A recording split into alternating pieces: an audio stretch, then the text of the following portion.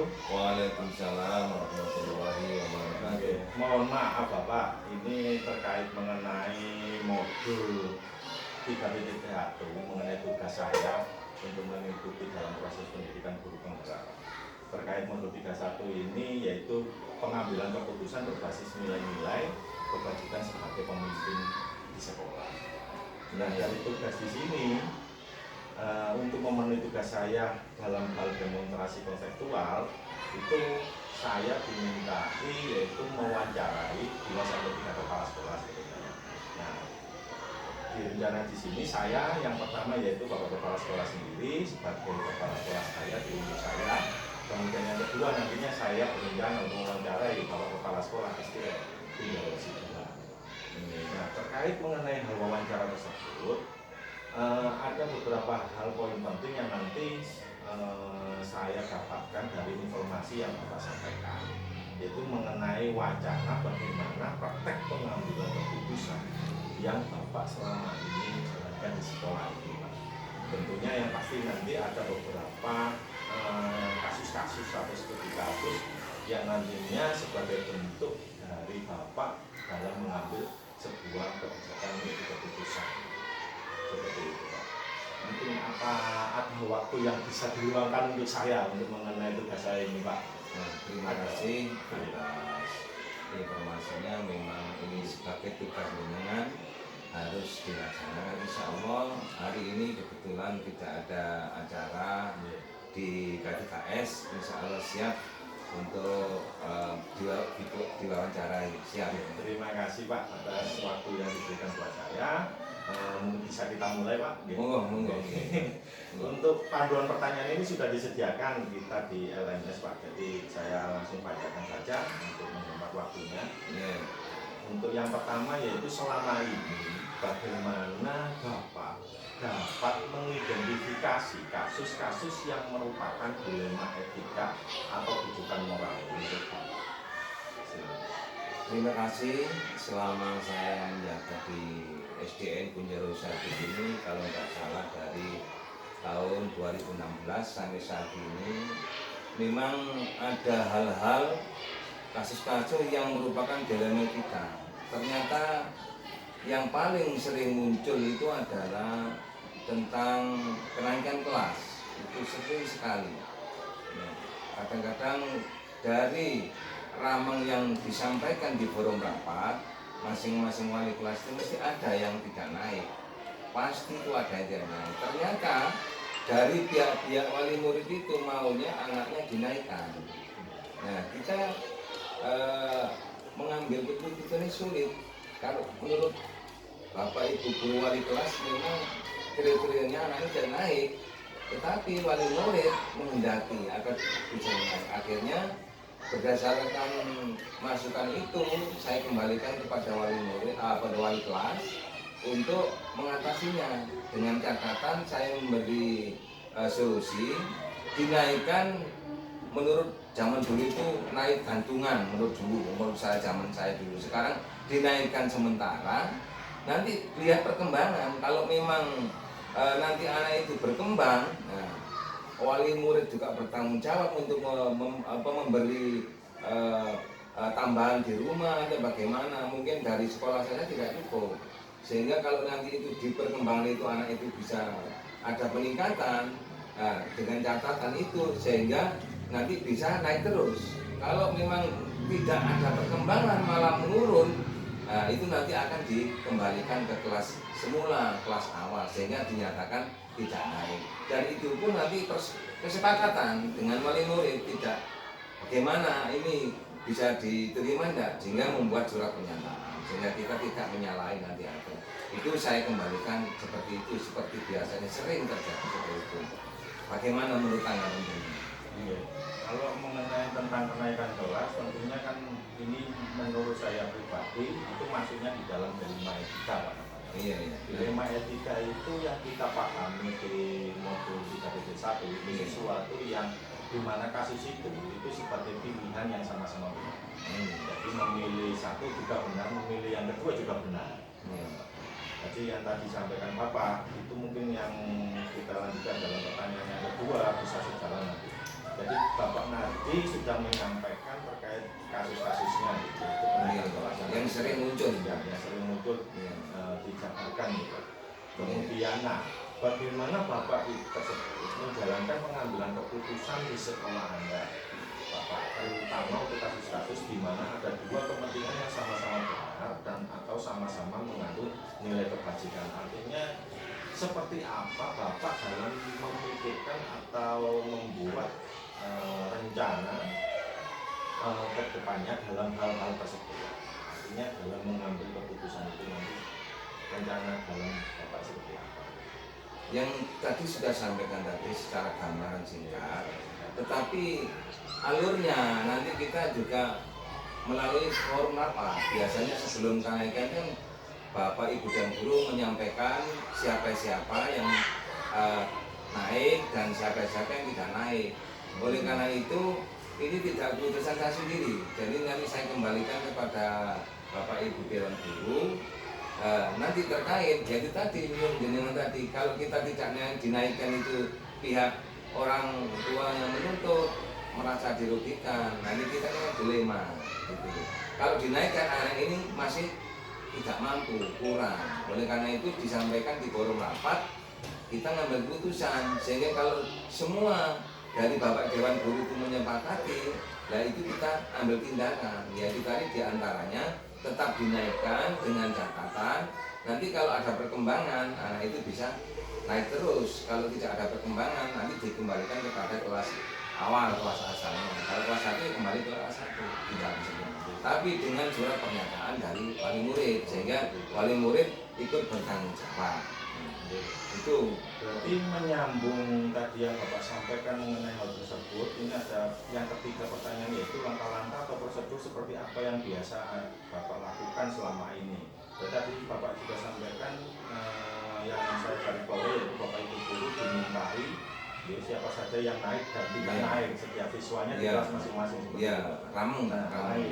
Mungkin ada langkah-langkah sebelum dilakukan hal tersebut, apakah ada sosialisasi tersendiri atau bagaimana mengenai wali murid agar bisa seperti difokuskan sendiri-sendiri.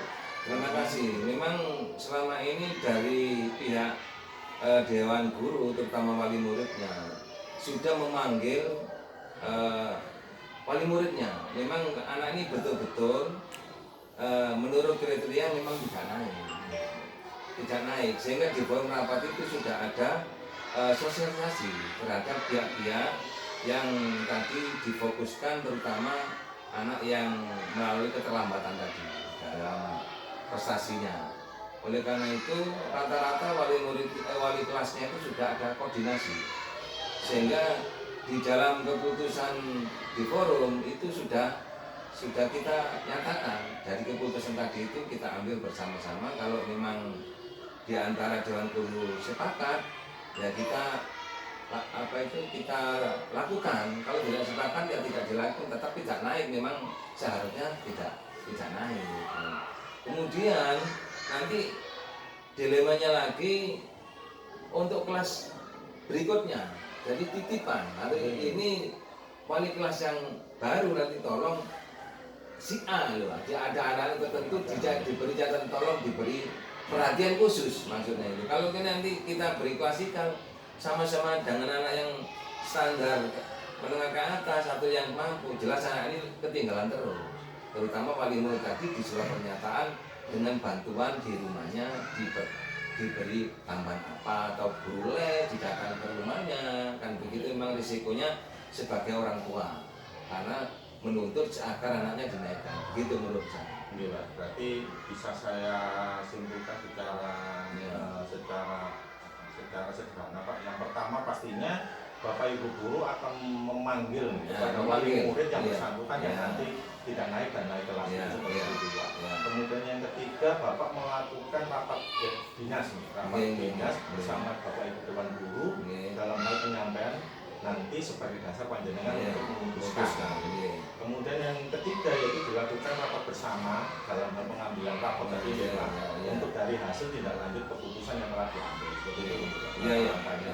Kemudian ini Pak, pertanyaan selanjutnya yaitu hal-hal apa saja yang selama ini Bapak anggap efektif dalam pengambilan keputusan pada kasus-kasus dilema etika? Maksudnya bagaimana langkah-langkah efektifnya seperti apa? Yang pertama, langkah yang paling efektif, saya mencari informasi kepada wali kelas tersebut. Kira-kira di kelas masing-masing wali kelas itu dari kelas pembelajaran itu ada anak yang perlu tidak dinaikkan, bagaimana? Itu ternyata sudah masing-masing wali kelas itu sudah punya apa itu gambaran. Jauh sebelumnya ini sudah punya gambaran. Kemudian setelah itu saya sampaikan ke wali kelas, tolong Bapak Ibu wali muridnya dipanggil. Kalau memang anak ini nanti tidak naik, bagaimana risikonya? Kemudian juga konsultasi kepada komite, kepada masyarakat, sehingga nanti keputusan yang kita ambil ini tidak membawa dampak yang merugikan pihak lain, terutama siswa yang mau tidak dinaikkan tadi. Sehingga itu adalah salah satu hal-hal yang paling efektif untuk dilakukan selama ini, sehingga tidak ada yang protes seandainya nanti dikembalikan ke kelas kawan. Nah, tentunya dalam hal tadi yang Bapak sampaikan banyak keputusan yang diambil. Pastinya kan ada tantangan tersendiri. Oh iya, pasti. Tantangannya seperti apa, Pak? Iya. Pasti. Memang keputusan yang saya ambil pasti ada tantangan. Tantangannya diantaranya adalah itu tidak semua pihak itu menerimanya dengan baik. Karena tidak semua pihak menerima baik dengan keputusan tadi. Tetapi karena ini sudah keputusan kesepakatan yang kita ambil bersama, yaitu kita laksanakan. Apapun resikonya nanti saya akan bertanggung jawab. Karena bukan kemauan yang saya pribadi gitu. Dan ada rentetan tadi mulai dari memanggil wali murid, dewan guru kelas masing-masing, kemudian konsultasi lagi, sehingga menemukan titik kesepakatan bersama, yaitu surat pernyataan. Sehingga tidak ada tuntutan kalau nanti akan dikembalikan ke kelas lebih rendah, sehingga menerima. Kalau seandainya tidak menerima, nah itu memang resiko. Iya, saya akan bertanggung jawab. Terima kasih. Dari hasil keputusan yang sudah disampaikan bersama, tidak sepihak. Kemudian selanjutnya, Pak, yang pastinya dalam studi kasus tersebut, dalam hal Bapak mengambil sebuah keputusan itu, apakah Bapak itu memiliki atau membuat rencana atau jadwal yang nantinya sebagai bentuk atau prosedur yang Bapak lakukan dalam mengambil keputusan? Rencana jadwal atau ke langkah-langkah untuk mengarah ke sana tidak hanya itu saja. Jadi banyak hal itu kan diantaranya banyak hal. Itu ada pemantauan ada hal-hal dari masing-masing wali kelas, ada kekurangan, ada kendala apa-apa, sehingga saya minimal itu 1 bulan sekali itu memantau lah dalam supervisi itu ke wali kelas masing-masing, itu tanya sumber-sumber atau hal-hal yang perlu diselesaikan nanti tidak sampai di semester, sehingga nanti penerimaan rapot itu sudah tidak ada kendala lagi. Itu kan salah satu nanti kenaikannya itu. Sehingga misalnya anak-anak yang merokok, mungkin itu ada anak yang ketahuan merokok di sekolah dan lain-lain sebagainya, itu kan ada yang menurut tata tertib tidak sesuai. Itu masing-masing itu langkah saya tiap bulan, sehingga 1 semester sudah membuat penilaian dalam menyampaikan raport, sudah tidak ada keraguan lagi. Berkaitan dengan tadi hubungan dengan kenaikan kelas gitu. Tadi Bapak sudah menyampaikan, jadi tiap bulan itu ada sifatnya yang memantau melalui supervisi kelas. Terima kasih, Pak. Kemudian yang selanjutnya dalam pengambilan tersebut, adakah seseorang atau faktor-faktor tertentu, Pak, yang selama ini itu dapat mempermudah Bapak, membantu Bapak atau dalam mengambil keputusan Bapak yang nantinya itu sebagai turunan Bapak dalam mengambil keputusan tersebut? Terima kasih. Sebelum saya melangkah, biasanya itu saya ada pendekatan karena saya kepala sekolah tidak lama di sini, terutama yang saya buat acuan adalah guru-guru senior. guru-guru saya datangi A, B sampai 3 orang, 4 orang, sehingga itu sebagai tolak ukur ya, sebagai standar nanti saya ini melangkah tidak ngawur, sehingga tidak ngawur, ada rambu-rambu, sehingga tidak kebablasan. Walaupun keputusan itu sudah ada rambu-rambu, info-info dari guru-guru yang senior yang sudah lama di sini, karena kepala sekolah ini tidak lama seperti guru-guru yang seperti jenengan aja sudah 15 tahun lebih, itu diantaranya. Nah, tidak hanya satu orang, mungkin mengambil guru-guru yang lain. Nanti saya pakai kesimpulan dari beberapa orang, tidak dari sumber satu orang langsung saya menjadi pegangan, tidak. Jadi nanti ada pertimbangan-pertimbangan, sharing-sharing dari senior-senior yang lain, itu sebagai pertimbangan. Terima kasih Pak.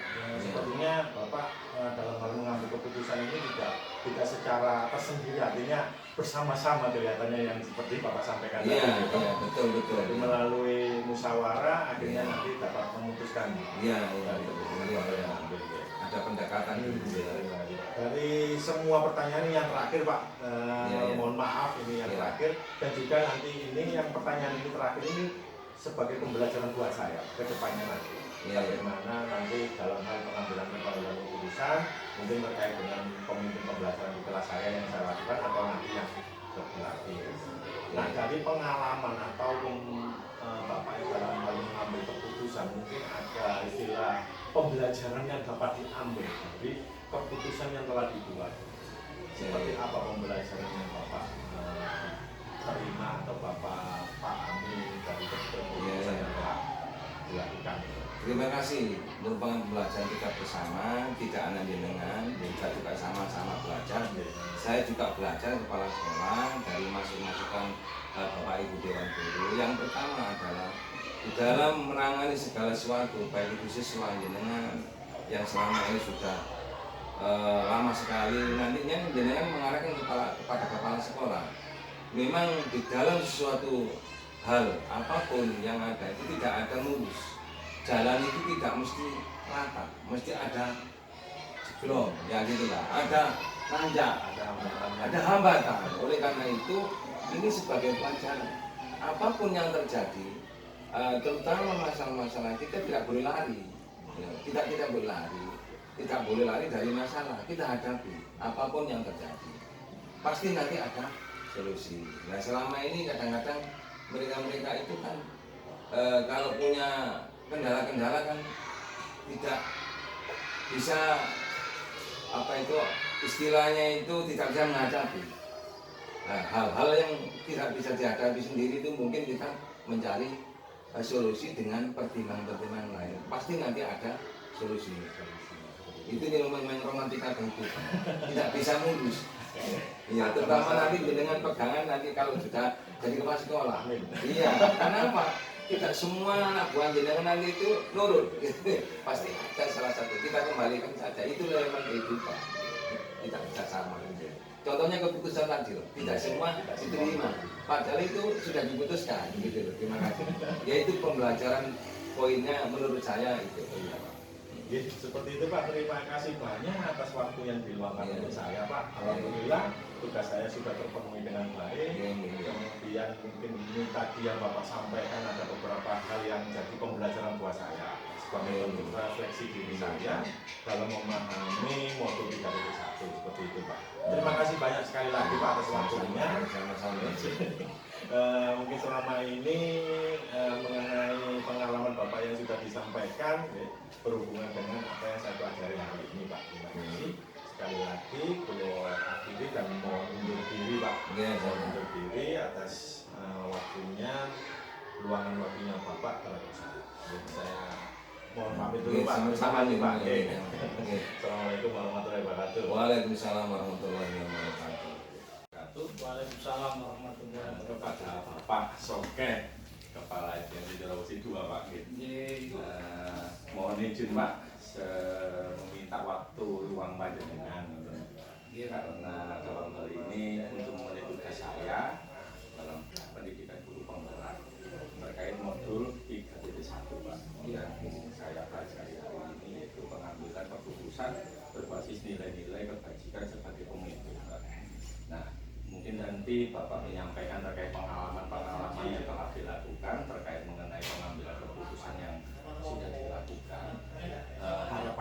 bagi saya sendiri itu sebagai pembelajaran Pak, pembelajaran agar saya nanti dapat memetik dari praktek pengambilan keputusan yang telah Bapak lakukan selama di sekolah SMP Rosi 1.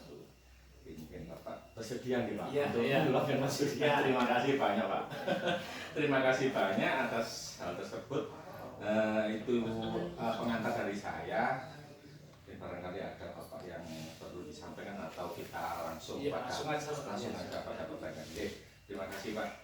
Untuk hal yang pertama ini, selama ini bagaimana Bapak dapat mengidentifikasi kasus-kasus atau permasalahan yang terjadi di sekolah Bapak yang merupakan itu termasuk dilema etika atau yang termasuk rujukan moral? Iya. Menurut Bapak? Iya, menurut saya biasanya itu apa yang saya tahu itu adalah dengan jalan musyawarah atau wawancara ya, kepada guru kelas ya, kepada orang tua, kepada teman anak ya. Itu nanti saya kumpulkan semua itu. Oh seperti itu. Mengenai dilema etika yang terjadi, kemudian ada rujukan moral. Nah, mohon maaf Pak, mungkin sedikit istilahnya apa, memahami terkait hal tersebut Pak. Dilema etika itu sebuah keputusan yang dimana itu keputusan itu sama-sama benar itu Pak. Jadi ada pilihan dalam mengambil keputusan, oh ini benar, diambil ini juga benar, tapi pasti ada yang salah satu yang harus dilakukan dalam mengambil keputusan itu. Nah, berhubungan dengan rujukan moral itu berbeda dengan dilema etika. Kalau rujukan moral itu hubungannya dengan kasus yang terkait dengan keputusan benar dan salah. Kalau hal tersebut salah, kita putuskan salah. Kalau hal tersebut benar, ya kita putuskan benar, seperti itu.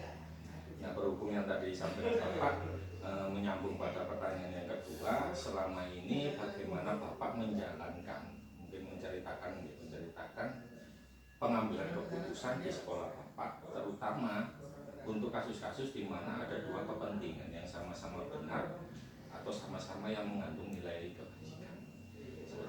Menjalankan pengambilan keputusannya seperti apa? Oh iya. Kalau menurut saya untuk mengambil keputusan itu, satu, saya mengenali nilai yang bertentangan itu tadi, terus siapa yang terlibat dalam situasi ini ya. Selanjutnya telah mengumumkan fakta-fakta yang relevan. Nah, dari yang tadi Bapak sebutkan yaitu siapa saja yang terlibat. Misalkan sudah mengetahui, kemudian menyangkut pada yang ketiga pertanyaan ini, seperti langkah-langkah atau prosedur yang Bapak lakukan itu seperti apa dalam nantinya, artinya langkah-langkah prosedur itu akhirnya dapat membuahkan sebuah keputusan yang Bapak lakukan. Ya hampir sama pasti dari tadi ya, saya mengenali nilai yang bertentangan tadi, siapa yang terlibat dalam situasi ini, terus setelah itu yang mengumpulkan fakta-fakta yang relevan tadi. Ini Sama. melalui rapat ini. Iya, termasuk ya musyawarah tadi ya, musyawarah, berdiskusi atau wawancara tadi seperti itu. Oke. Misalkan kasusnya seperti apa Pak? Contoh kasusnya yang kasus yang maksudnya ya etika. Pengambilan keputusan. Misalkan kalau tadi Pak Suwarno mengambil kasus yaitu terkait kenaikan kelas. Jadi kalau tidak dinaikkan, orang tua nggak mau, harus menaikkan, dan itu termasuk dilema etika juga Pak. Jadi tidak dinaikkan itu juga berpengaruh, tidak dinaikkan juga berpengaruh. Misalkan di Bapak sendiri, di sekolah Bapak itu pernah hal kasus seperti apa gitu? Iya, kalau ya ini awal bahwa kasus itu namanya dilema etika, nggak tahu kalau itu namanya dilema etika. Ya pada waktu anak itu tidak masuk sekolah ya, ternyata kan dari bapak ibu guru itu kan kok nggak masuk terus kan nggak ada keterangan. Ternyata anak itu pada waktu di rumah itu merawat orang tuanya sakit karena orang tuanya tidak ada temannya, tidak ada yang menemani, tidak ada yang merawat. Itu termasuk kasus itu yang sering kadang-kadang tidak tahu bapak ibu guru kalau anak itu memang tidak masuk karena ada sebab tadi. Jadi itu disampaikan di forum rapat bapak ibunya. Kemudian dari tindak lanjut itu keputusan yang diambil apa Pak? Iya, Terkait kita anak tersebut. persoalkan tadi untuk bagaimana berarti bahwa anak ini memang benar juga. Anak ini kan benar menjalankan apa? Ya termasuk ya kewajiban, termasuk sama-sama berangkat sekolah kewajiban, merawat atau orang tua termasuk juga kewajiban. Ya dicari jalan keluarnya untuk supaya apa? Nanti ya saya rapatkan pada bapak guru termasuk dari apa orang tua dari apa itu untuk cara penyelesaiannya. Oke, berarti catatannya itu Iya. diperbolehkan Iya. masuk. Oke, ya. Seperti itu. Kemudian yang keempat Pak, mengenai pertanyaan dari wawancara ini yaitu hal-hal apa saja yang selama ini jenengan anggap itu dalam langkah pengambilan keputusan itu merupakan langkah-langkah yang efektif terkait dari kasus-kasus yang tadi Bapak sampaikan, seperti langkah-langkah apa efektifnya dalam mengambil sebuah keputusan. Untuk itu ya kita adakan apa pengumpulan fakta-fakta dulu, fakta-fakta dari apa wawancara orang tua, dari guru, dari teman-teman anak itu tadi ya, supaya apa? Supaya masalah atau permasalahan itu bisa tahu gimana akar permasalahan tadi. Berarti ada kegiatan yang sifatnya rutin yang jenengan lakukan bersama Bapak Ibu Dewan Gurunya. Maksudnya dalam hal mungkin dalam 1 bulan ada yang melakukan apa terkait tindakan supervisi, mungkin rapat atau Iya, pada waktu ya tidak rutin tapi ada kalanya kita pada waktu ada permasalahan ini kita angkat atau kita musyawarahkan sama dalam sambil ngobrol Iya. santai seperti itu Pak ya. Iya. Oh iya. Oke Pak. Mungkin dari hal-hal yang tadi Bapak sampaikan yang pastinya terkait keputusan itu pasti kan tidak semua orang menerimanya secara baik. Ada mungkin sekelompok atau mungkin beberapa orang yang tidak menerima. Mungkin itu apa yang menjadi tantangan Bapak? Tantangan dalam mengambil ya keputusan. pasti setiap apa pengambilan keputusan pasti ada permasalahannya. Ya nanti kita serahkan bersama, kita musyawarahkan bersama, kita duduk bersama supaya permasalahan itu bisa selesai dan sama-sama menerima. Jadi seperti itu ya mengenai tantangan yang dihadapi. Kemudian apakah Bapak memiliki sebuah tata kelola misalkan sebuah jadwal atau mungkin program kerja yang dimiliki Bapak tertentu dalam penyelesaian kasus satu, misalkan ada sebuah kasus menemui kasus, oh ini saya programkan nanti pada waktu apa, pada kegiatan apa, mungkin seperti itu Pak. Apakah ada seperti itu sebuah jadwal yang terprogram mengenai pengambilan atau kebijakan keputusan? Ya, kalau apa kebiasaannya ya benar harus terjadwal ya. Supaya apa? Dalam mengumpulkan bukti-bukti ya, melakukan wawancara misalnya rapat menentukan keputusan itu kan harus ada apa jadwalnya dulu nanti supaya langsung kita tangani masalah itu kan. Jadi sudah dimasukkan ke Iya. program ke jadwal seperti itu Pak. Bisa melalui rapat rutin Iya. dinas atau gitu. Iya bisa, itu bisa. Ya. Jadi itu kemudian yang selanjutnya Pak, adakah seorang atau faktor-faktor yang selama ini yaitu mempermudah atau membantu Bapak dalam mungkin dalam berpartisipasi memberikan saran atau masukan, apakah orang-orang yang mendukung Bapak untuk mengambil sikap dalam pengambilan keputusan? Ya ada, ya itu dari banyak ya dari teman guru sendiri ya, dari kepala sekolah yang lain, dari komite, termasuk dari wali murid itu semuanya itu ya. Oke, melalui apa? Ya melalui musyawarah itu ya, biar di apa rapat melalui itu kan. Termasuk sosialisasi. Iya, sosialisasi. Dari semua hal yang disampaikan Bapak, mungkin ada pembelajaran yang Bapak apa istilahnya terima pembelajaran terkait pengambilan keputusan yang telah dilakukan. Itu juga sebagai bentuk pembelajaran bagi saya juga, Pak. Mungkin dari pengambilan keputusan seperti apa yang sebaiknya harus dilakukan, langkah-langkahnya tadi yang sampaikan mungkin diceritakan agak lebih rinci ya, ke saya juga dapat memahami itu ternyata Bapak Soke dalam hal mengambil keputusan itu menggunakan cara-cara seperti ini. Ya kalau saya setiap mengambil keputusan itu apa harus didasari dengan bukti-bukti, bukti-bukti yang relevan ya, keterangan-keterangan dari pihak-pihak yang terlibat ya, agar saya bisa mengambil keputusan itu ya, pada yang benar dan berpihak pada murid. Kegiatan-kegiatannya seperti apa Pak? Maksudnya biar nanti misalkan saya misalkan nanti bisa melalui kegiatan forum ini seperti itu. Maksudnya pengambil keputusan yang Oke. ada. Yang kita mengkomunikasikan Oh, kepada iya. semua orang itu melalui apa? Iya, iya. Ya melalui rapat wali murid, ya, melalui apa? Memang undangan-undangan ada yang memang diperlukan untuk sekolah. Bisa melalui juga misalkan ada supervisi kelas, Iya, bisa. Jadi dari hal yang tersebut mungkin buat Bapak sendiri atau kesan untuk Bapak buat saya yang nantinya mungkin Pak saya pastinya kan menjadi pemimpin pembelajaran di kelas jadi nanti menjadi pemimpin yang lain mungkin ada pesan dan kesan yang ingin Bapak sampaikan kepada saya.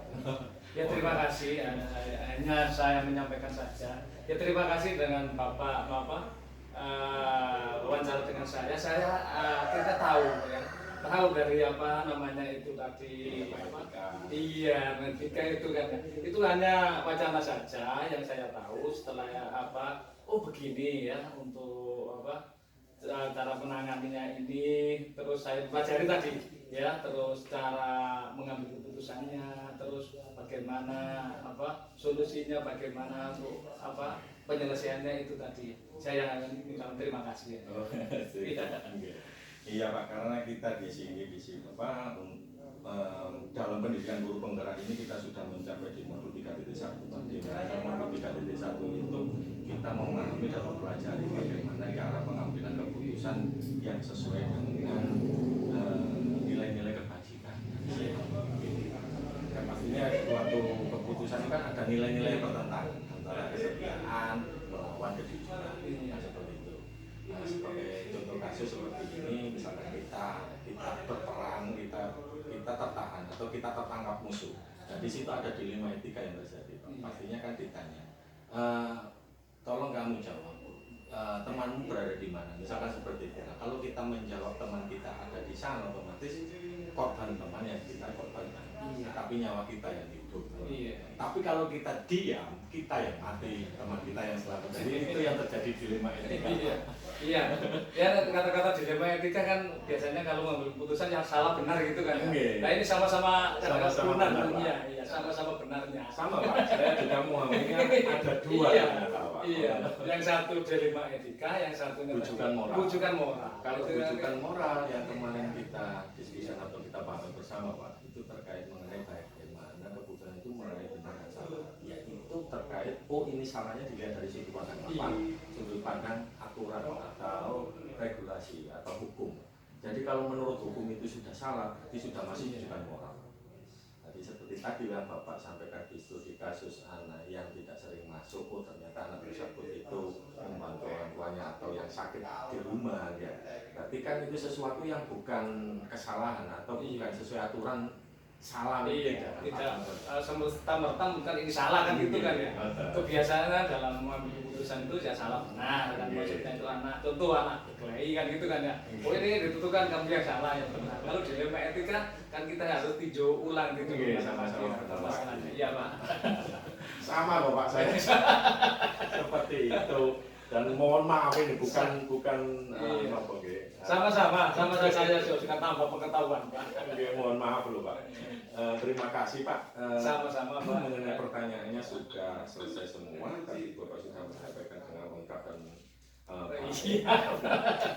mengenai pengalaman dalam hal Bapak mengambil keputusan yang selama ini dilakukan di SDN Benderowos ini. Terima kasih. Sekali lagi saya mohon maaf sebesar-besarnya Pak terkait apa yang saya lakukan hari ini karena berhubungan dengan pemenuhan tugas. Iya sama-sama. Iya sama-sama. Jadi untuk itu Pak saya dapat mengakhiri atau mungkin ada yang sampaikan sampai Pak. Pulau akhiri dari wawancara ini Pak. Sekali lagi terima kasih. Sama-sama. Matur nuwun. Sami-sami. Untuk diri Pak.